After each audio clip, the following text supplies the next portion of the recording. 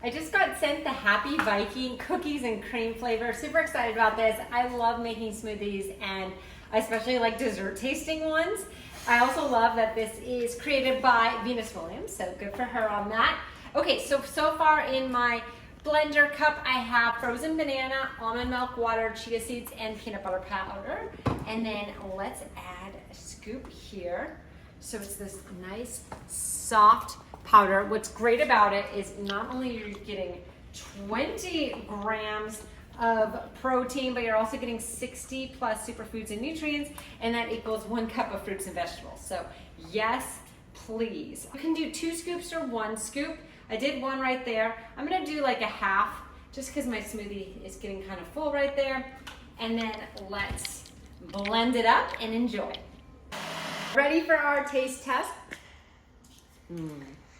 It's good. I think it's good.